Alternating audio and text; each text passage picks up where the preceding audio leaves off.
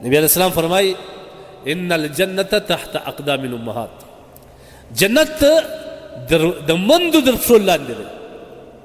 کومه مور ستا په کور کې چې کومه سپین سرې مورکۍ ګرځي، هغه ضعیفه مورکۍ،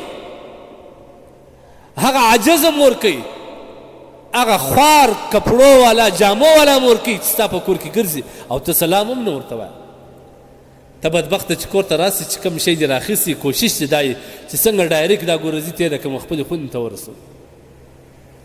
د دې په ذریعه باندې د مور سره سلام بند کې یا سلام نه ورته وایې، د هغسې ډایرکټ تېر سي. مور درته ګوري، د هغه باوجوده چې ته کله مور ته راسې، مور ستاسې د پوښتنه نه کوي چې بچی ته څه شي راوړه خونې ته دې یوړه، او بچی ورځ په خیر شه ستا وطندي ته ګوري.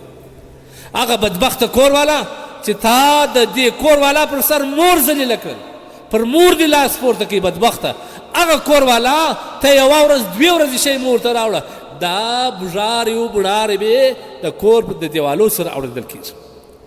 لیکن مور دومرې دا رقم لاپروا او بې وفا نه ده.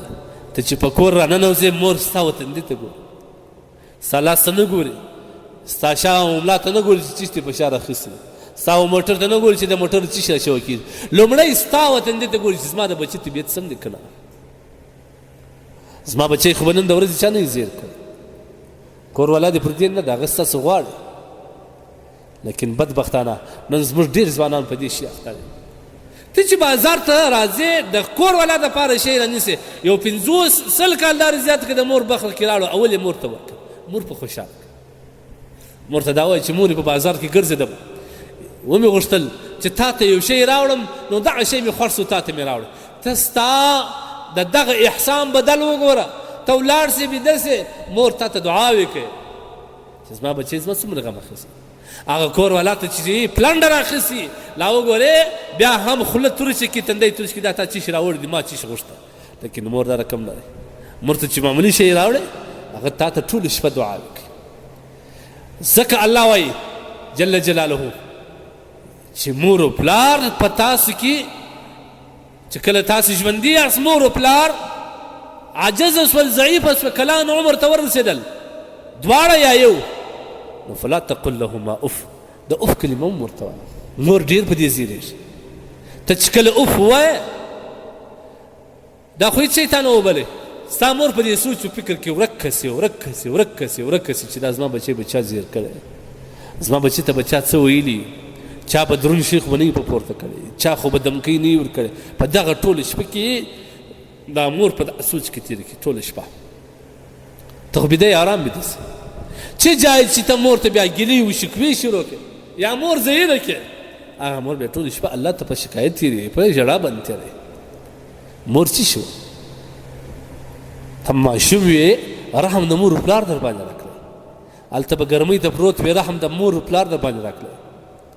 تا پر هېڅ خوړلو قدرت نه درلودې، رحم د هغه مور در باندې کوی. په خپله سینه کې شیدې چا در کولې؟ چا تا ته په خوله کې شیدې در واچولې؟ چا تا ته بوتل در جوړوي؟ ستا صفایي چا کول؟ ته دغه ځای پر چا راورسولی؟ او پلار ستا دپاره کومې خولې توی کړي دي، څونه لاسونه یې تناکې کړي دي، څه ګرمۍ و یخنۍ یې پر ځان باندې وړي دي، او ته ارام مطمئنه په تعلیم کې ساتلی وي چې زما بچی راغټ سي. نن ستا د بابا د هغه احساناتو بدله چې ستا سره کړې و، نن دغه بدله ده پرېږدي سي پر تا باندې. نو بیا به الله سبحانه وتعالی ته د خپل د دې ثواب، دغه د دې خپل عمل جواب به ته الله ته وایي. الله وایي د الله رسول صلی الله علیه وسلم فرمایي چې د جنت د دروازو څخه الوالد اوسط ابواب الجنه، د جنت د دروازو څخه درمیانه دروازه ده، د مابینځ دروازه ده. نبی علیه السلام وایي که دې خوښه ده دا دروازه ضایع کړې ده، او که دې خوښه ده محفوظ یې کړه. مطلب څه؟ که چیرې غواړئ چې د جنت په د مابینځ په دروازه جنت ته ننوځم، دغه مور پلار سنبال کړه، د دوی زړونه وساته، د دوی سره احسان وکړه، او که نه غواړې ضایع کړه، دا دروازه په خپله پر ځان باندې بند کړه.